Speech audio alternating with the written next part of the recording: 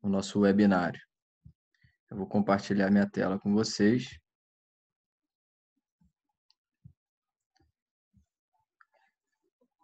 E o que a gente vai estar passando aqui para vocês hoje é alguns conceitos do que o Bike Fit preconiza. O Bike Fit, ele é um sistema de avaliação do movimento humano em cima da bicicleta. Então, ele tem como objetivo ajustar a bicicleta para o corpo do praticante e para aquilo que ele vai fazer com a bicicleta. Então, leva-se em consideração estatura, objetivo com a bicicleta, o tipo de bicicleta, se é mountain bike, se é uma bike urbana, se é uma bike de ciclismo, se é uma bike de triatlon, qual que é o nível de condicionamento da pessoa. Então, são avaliações feitas com uma gama de ferramentas que permitem uma análise através da câmera, né, com precisão de menos de 1 milímetro, menos de 1 grau. E, então, é praticamente ajustar a bicicleta ao corpo do praticante. Quando a gente entrar na parte do treinamento, o meu objetivo é passar para vocês o que acontece com relação à rotina, desde a performance até o ciclista recreacional. O que é importante fazer fora da bike, na bike, quantas horas, quantas vezes por semana. Tudo pertinente ao treinamento que eu considero assim algo que seja necessário para a tua rotina. E com relação à hidratação, eu tenho certeza que se a gente pegar aqui todo mundo no grupo e avaliar, vai ser algo que deixa um pouco a desejar. A questão da hidratação, ela é muito negligenciada até por falta de conhecimento das pessoas. Eu tenho certeza que vocês vão ver que os números vão ser até novidade para vocês, porque foi para mim também. Isso muda constantemente, mas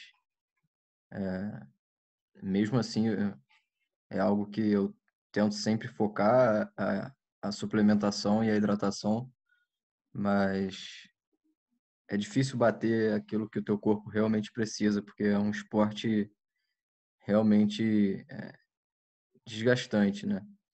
Então vamos lá. Os tópicos são os mencionados e a gente começa com o Bike Fit. Bom, o Bike Fit, ele segue meio que um passo a passo, onde o primeiro ajuste feito é nos pés do ciclista, tá? Por quê?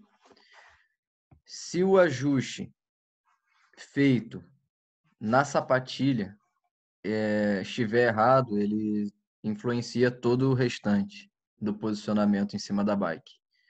Por isso que eu recomendo, independente do objetivo, até para os ciclistas que passeiam de bike, utilizam para o lazer, eu recomendo a utilização de sapatilha, porque uma vez que o taco esteja ajustado entre o primeiro e o quinto metatarso, que são as bases ali do dedo, com um ângulo ajustado de forma que você não pedale nem com o joelho aberto nem fechado, paralelo ao pé de vela.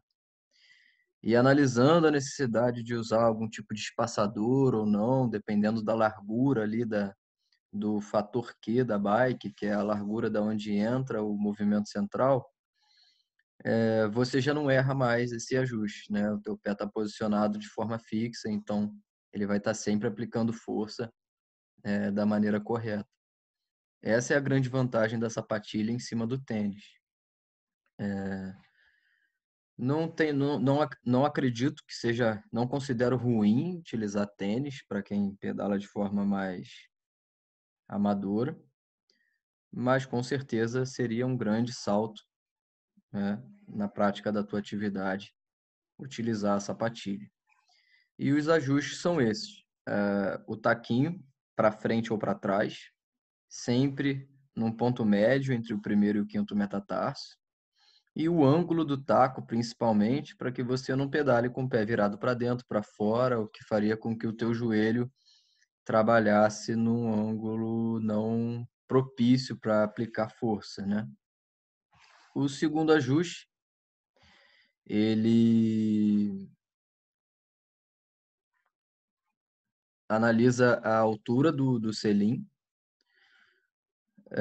Esse tipo de ajuste, ele interfere diretamente no ângulo do tornozelo e no ângulo do joelho, tá? Então, o que que é feito, o que que é analisado com relação a esses ângulos? O ângulo do tornozelo durante a pedalada, ele precisa ficar numa janela de 90 a 105 graus. Isso em média, tá? No geral. No geral, isso é preconizado. Isso faz com que você consiga ter um movimento mais saudável para a tua articulação e também mais performance por conta de uma melhor ativação muscular dos músculos envolvidos na movimentação de extensão, flexão de tornozelo, tá?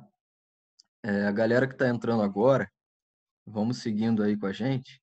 E eu tô gravando, tá? Depois eu jogo lá no canal do YouTube para vocês, que é o que vocês perderam aí, que foi pouca coisa. Com relação ao ângulo do joelho, existe uma diferença nessa janela entre as modalidades, tá? O mountain bike é a modalidade que você pedala com o selim mais baixo, vamos dizer assim, com o ângulo de joelho maior, tá? O ciclismo tem ali a sua característica dos 35 aos 40 graus, e o triatlon, que é um tipo de posicionamento bem diferente das outras, que também leva o ciclista a um ângulo de joelho mais dobrado, vamos chamar assim, um ângulo maior de flexão do joelho, lá na parte baixa da pedalada. Então, basicamente, esse segundo ajuste no Bike Fit, ele é para normalizar os ângulos de tornozelo e de joelho, para que você tenha a melhor capacidade de aplicação de força e para que você não exerça nenhum tipo de força num posicionamento errado também, o que torna a atividade mais segura. Ajustando o posicionamento do taco e a altura do selim, a gente passa a analisar também o recuo do selim, o quanto coloca o teu banco para frente, o quanto coloca o teu banco para trás, tá? E isso influencia diretamente no ângulo do teu joelho, e eu destacaria o ângulo de ataque da pedalada. Quando você está com a perna da frente a 90 graus, aproximadamente, né, os dois pedais paralelos, é quando você tem a maior aplicação de potência no pedal. E nesse ponto, é necessário analisar o quanto o teu joelho está posicionado à frente ou atrás do ponto de contato com o pedal. Então, o que que acontece? Se o teu joelho estiver muito à frente, muito para trás, ou exatamente nivelado com o eixo, você vai ter uma forma de aplicação de força diferente. E esse número é medido em milímetros. Então, a olho nu fica um pouco complicado. Essa é uma das medidas que mais tendem a tornar necessária a utilização dos softwares, né, de bike fit, através da câmera e dos marcadores. Com relação ao ciclismo, os atletas tendem a andar com o joelho cerca de 10 milímetros à frente do ponto de contato com o pedal, muitas vezes próximo a zero, ou seja, bem alinhado com o eixo do pedal.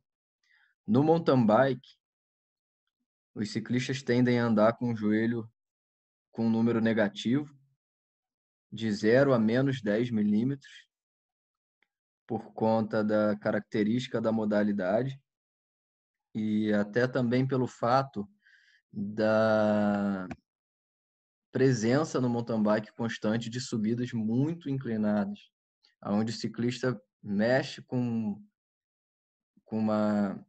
mexe mais vezes a posição de tronco dele e muitas vezes ele até se projeta para a ponta do selim para que a bike não vire para trás, né, numa subida muito inclinada, fazendo com que o joelho dele ande para frente e volte depois para um ponto neutro. Então é uma característica à parte aí do mountain bike. E já no triatlo é completamente diferente. A posição do joelho fica bem à frente do eixo do pedal, de 50 a 120 milímetros. A única modalidade que o atleta tem uma quantidade maior do peso corporal dele na roda da frente é no triatlon. Tá? O peso do ciclista no triatlon fica lá na roda da frente. Ele fica rodado para frente em cima da bike, praticamente debruçado no guidão. Vocês vão ver mais para frente aí. Então, esse é um ajuste que precisa ser muito, muito bem analisado quando você for pedalar. Bom, ajuste 4.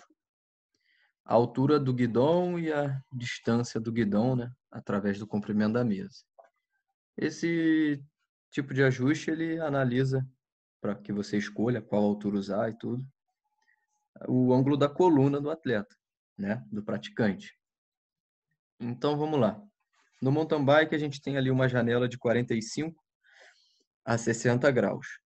Quanto mais próximo dos 60 graus, mais caracteriza pedaladas extremamente longas, muito longas, para os atletas, ou para o ciclista de recreação, uma posição mais confortável, com uma carga menor nos braços.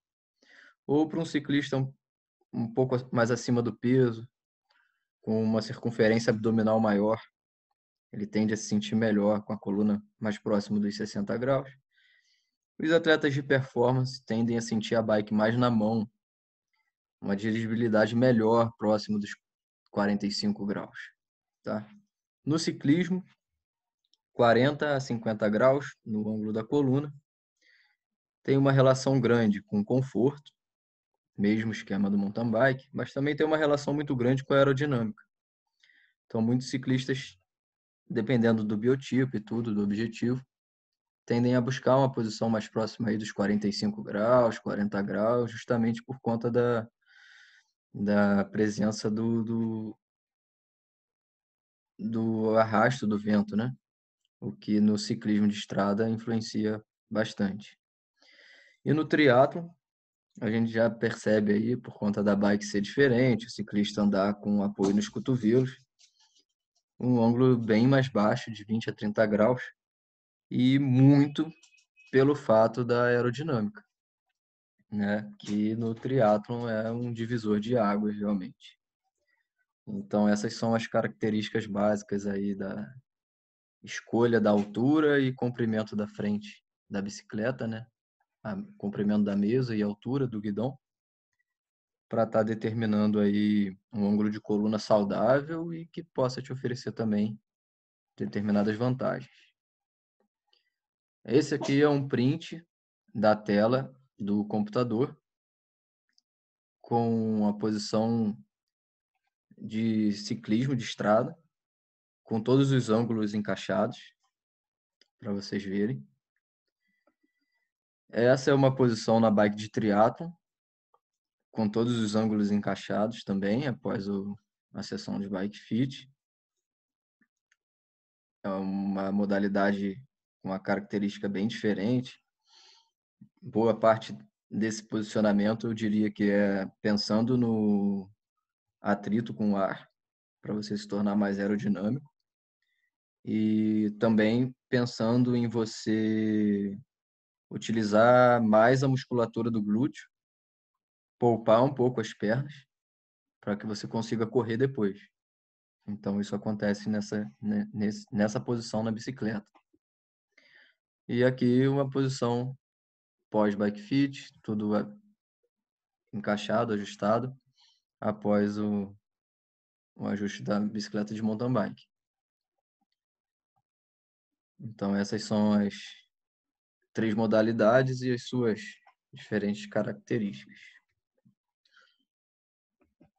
Bom, com relação agora ao treinamento, tá? Isso se encaixa muito bem para triatlon, para corrida, para outros esportes e para o ciclismo. É basicamente isso que acontece. Não é possível, a gente não deve generalizar, mas grande parte do treinamento esportivo vai girar em torno disso aqui. Então vamos lá. Quando se fala em treinamento de ciclismo, nós precisamos entender quais são as nossas capacidades físicas, que têm uma influência direta na otimização da prática do esporte, desde o amador até o atleta, tá? Então, o que é predominante no ciclismo é a resistência cardiorrespiratória, que você vai conseguir desenvolver usando a própria bike e treinando. Dependendo do teu objetivo, você vai precisar monitorar isso com uma eficiência maior para que você trabalhe diversos tipos de metabolismo. Metabolismo de limiar, metabolismo aeróbio, metabolismo anaeróbio. Você vai ter as zonas de treino, que podem estar relacionadas à sua frequência cardíaca ou aos medidores de potência instalados na bike. Então, usando esse tipo de ferramenta e instruído, né, por um profissional de educação física, você vai conseguir melhorar o que é predominante no teu esporte aí, que é a resistência cardiorrespiratória, que é essa partezinha verde aí da pizza, tá? Bom, outros dois fatores que influenciam muito na prática da modalidade, tanto para performance como para lazer, é a resistência geral, que é a resistência que você tem nos músculos do seu corpo, mais especificamente membro inferior, perna, mas sem descartar, em hipótese nenhuma, membro superior, tá? Então, uma resistência muscular geral. Isso você treinaria fora da bicicleta. Isso você treinaria na sala de musculação, por exemplo, né? E a resistência específica, que é a parte amarela da pizza, que é quando você utiliza os músculos do seu corpo, tanto inferior como superior e tronco, para exercer o ato de pedalar, né? Então, por exemplo, aqui no Bike Fit, disparado, a maior queixa é dor nos ombros, dor nos braços e dor na lombar. Disparado, tá? Isso eu ouço toda semana aqui. E grande parte vem da falta de resistência geral. A maioria das pessoas, elas têm uma rotina de bike, de treinar a bike, de sair para andar, mas não tem uma rotina de fortalecimento do corpo, o que faz com que você saia para pedalar e outras estruturas, sem ser os seus músculos, tenham que fazer o papel de amortecer, digamos assim. Então, se você não tem o tronco forte, a perna fortalecida, os membros superiores fortalecidos, quando você vai usar a resistência específica, usar todos esses músculos de forma harmônica, trabalhando para te manter na bike, é mais fácil dessas dores, desses incômodos aparecerem, né? E até mesmo lesões futuramente, tudo mais. Então, a importância de ter o teu corpo resistente no contexto geral e de ter essa aplicabilidade dessa resistência, né, que você vai desenvolver na musculação, no funcional, no pilates, de forma específica em cima da bike, isso é fundamental também, tá? E outro item extremamente importante é a flexibilidade, até porque todas aquelas análises do Bike Fit, elas levam em conta a tua flexibilidade. Então, um atleta que não é tão flexível, ele não consegue pedalar numa posição mais eficiente dentro daquelas janelas de ângulo. Ele vai ter que estar com o tronco um pouco mais em pé, ele vai ter que estar com o banco um pouco mais baixo, ele vai ter que estar numa posição que dá para ele um certo conforto, mas ao mesmo tempo tira um pouco da performance.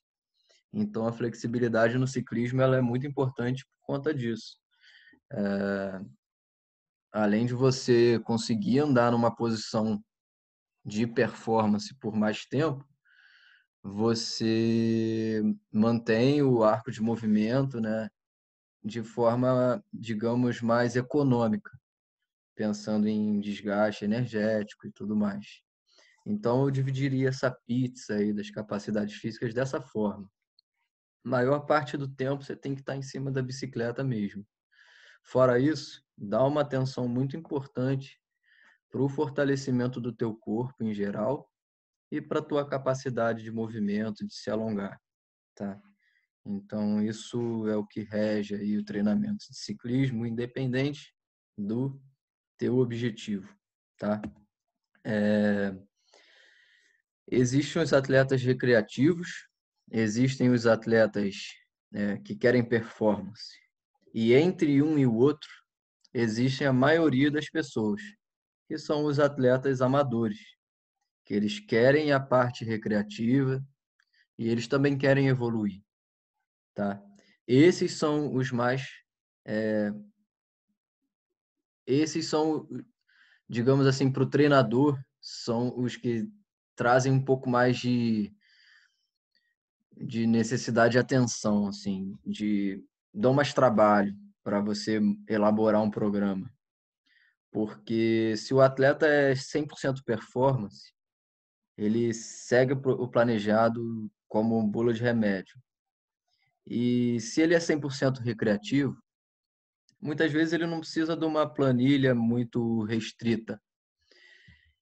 E isso faz com que ele também não vá, talvez, precisar só de um pé no freio, para não exceder muito o volume e se arriscar a se machucar. Mas o cara que está no meio disso, ele quer as duas coisas, então ele precisa entender o quanto ele precisa deixar de lado, às vezes, o passeio e quanto ele precisa deixar de lado, às vezes, a performance para também curtir. Mas, no geral, a gente percebe que no ciclismo de performance, os atletas tendem a rodar 800 quilômetros por semana e eles fazem de 5 a 10 sessões de treino por semana, tá? Essas sessões de treino, elas estão relacionadas ao que eu falei antes, a resistência geral, a resistência aeróbica em cima da bike, o treino de flexibilidade, o treino na musculação. Então, 5 a 10 sessões por semana, 800 quilômetros por semana é uma coisa frequente para atletas de performance. E com relação à resistência geral, seria uma musculação ou um pilates ou algo assim, funcional. Isso, a importância desse treino varia durante o ano. Muitas vezes o treinador tira esse treino em alguns momentos para colocar outros. Muitas vezes ele volta a esse treino e tira um pouco do pedal. Isso é ondulatório. Quanto mais recreativo, mais amador for, maior é a importância desse treino de fortalecimento constante durante todo o ano. Então, essa é uma coisa que difere um praticante do outro. Quanto mais amador, quanto mais recreativo você for, maior necessidade de você manter durante um ano um trabalho de força, de flexibilidade fora da bike. Quanto mais performance, é muito grande a necessidade de volume de treinamento, o que faz com que a utilização da musculação, dos treinos de alongamento sejam ondulatórios. em períodos específicos, tá? Que isso fique um pouco claro aí. E um terceiro tópico abordado hoje é a hidratação. Então, quando se fala de hidratação, nós pensamos basicamente em água, isotônicos e cápsulas de sal. Como utilizar, quando utilizar, qual quantidade, tudo muito... todo mundo acha alguma coisa, segue uma dica e tal, mas vamos ver o que a ciência mostra pra gente. Bom, primeira coisa que você precisa saber é o seu índice de desidratação, tá? Quanto que você perde de água, tá? Então, o que você vai fazer? Sem roupa, antes do treino, se pesa, anota. Chegou do treino, sem roupa, vai lá, se pesa e anota. Faz isso durante uma semana nos diferentes tipos de treino que você faz para poder tirar uma média. E aí você anota lá quanto que você perde de peso treinando, tá? Se alimentando, ingerindo tua garrafinha lá de água, o que você leva, tudo normal, mas anota o teu peso, tá? Umas dicas. O ideal é que você não perca menos de 2% do seu peso corporal, senão você está bem em risco e performance lá no chão. E caso você perca peso, a cada quilo perdido, no resto do dia você precisa ingerir 1,5 litros, 1,5 litros de água para cada quilo perdido, tá? Para você repor. São dicas que eu te dou aí. E mitos.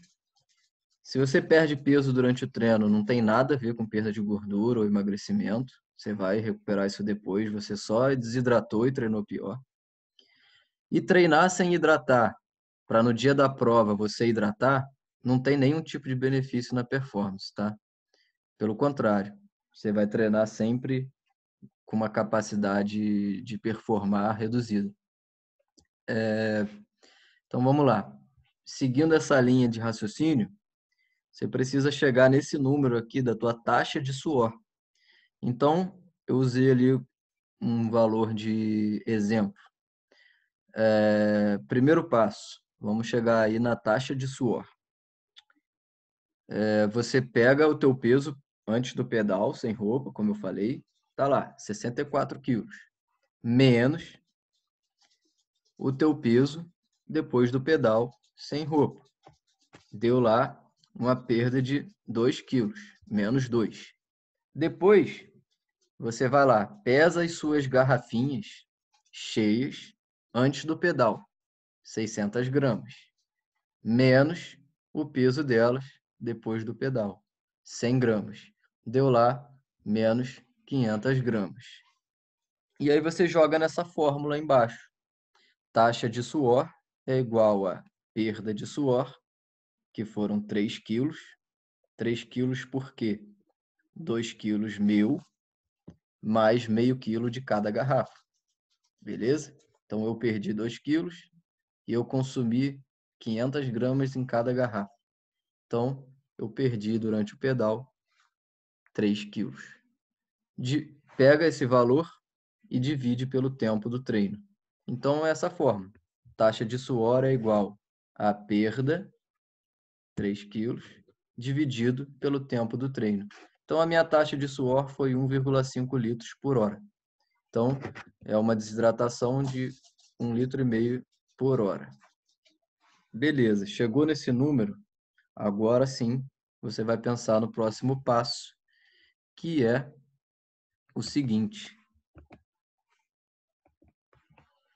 classificar se você tem uma baixa desidratação, uma desidratação moderada ou uma desidratação alta. Então, se o teu número deu menos de 1 litro por hora, é uma desidratação baixa. 1 litro, 1,5 litros, alta, moderada, e acima de 2 litros, alta. Sendo assim, está aí a indicação de reposição de líquido para você. Baixa desidratação, 300 a 450 ml, moderada, 500 a 800 ml, alta, 1 litro por hora, tá? E isso é indicação de líquido. Agora, quando se trata de hidratação, não se trata apenas de água, de líquido. Você precisa saber do sódio, tá? Então agora você resolveu o problema do quanto líquido você precisa ingerir. Vamos para a parte de sódio. Bom, se você costuma em treino muito longo ou prova muito longa quebrar, você tem gás, tem perna, mas você começa a se arrastar, sem explicação. Faz sentido você estar tendo uma perda de sódio muito grande. Quando você treina indoor e faz uma poça muito grande de suor, quando o suor cai no teu olho e arde muito, ou quando a tua roupa fica toda cheia de sal quando seca, isso quer dizer que você tem uma grande perda de sódio no suor. Então, a recomendação pelo William Ritter, que é o responsável pelo fornecimento de todos esses dados, é que você utilize, com uma taxa de suor normal, 1.000 miligramas de sódio por litro. E ele recomenda que você comece com 500 miligramas de sódio por litro para você se adaptar e não ter nenhum tipo de desconforto estomacal, tá? Então vamos lá. Depois que você descobre o quanto de líquido precisa, o quanto de sódio precisa, você vai escolher o tipo de bebida. Então existem as bebidas isotônicas como o Gatorade, que ela tem 6, 8% de carboidrato. Então é uma quantidade de açúcar considerável. E isso atrapalha um pouquinho a absorção na parte de hidratação. Então ela é uma bebida energética. Então isso é indicado para esforços mais curtos, esforços intensos e para você ingerir comida, ingerir carbo, tá? Existem as bebidas hipertônicas, como a Coca-Cola, que elas vão dar aquele up para você. Porém, elas têm uma relação direta com problema estomacal. Então, se for usar, usa assim, quando o pedal estiver prestes a acabar, naquela carguinha final mesmo. E tem as bebidas hipotônicas, que elas têm menos concentração de carboidrato e geralmente elas são uns pozinhos para você misturar na, na tua garrafa ou então até mesmo cápsula de sal para você diluir na tua água. Elas são as melhores indicações. Eu espero ter sido bem claro